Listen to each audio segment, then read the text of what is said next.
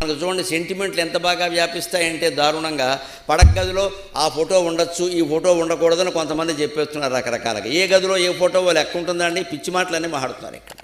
పోయిన తల్లిదండ్రుల ఫోటో దక్షిణ దిక్కునే ఉండాలట, ఇంకే దిక్కునే ఉండకూడదట. ఎందుకంటే వాళ్ళు పోయారట. వాళ్ళ అమ్మా నాన్న పొద్దున లేవగానే చూసుకోవాలని ఉంటుందండి. ఓ పెద్ద మనిషికి, ఒక ఆవిడకి లేకపోతే పెట్టుకోకూడదా? అది దోషమా?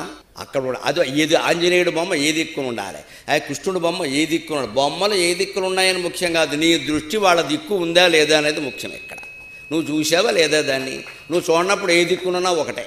దేవుడు బొమ్మ అయినా సరే పడక గదిలో ఎదురుగా ఉండొచ్చు. నేను పెట్టుకునే చెబుతున్నా, మా అమ్మవారి బొమ్మ నాకు ఎదురుగా ఉంటుంది, ఖచ్చితంగా నిలబడి ఉంటుంది. నేను లేవగానే ఆవిడని చూడాలంతే, నేను పడుకునేటప్పుడు ఆవిడని చూడాలంతే. నేను కాళ్ళు చాపుతున్నాను కదా, ఎదురుగా గోడ మీద ఉంది కదా, కాళ్ళ వైపు ఉండొచ్చు. ఆ కాళ్ళు చాపింది కూడా అమ్మవారే, బొమ్మలో ఉన్నది కూడా అమ్మవారే, మంచం అనేది కూడా అమ్మవారే, ఆ గది మొత్తం అమ్మవారే, ఈ సృష్టి మొత్తం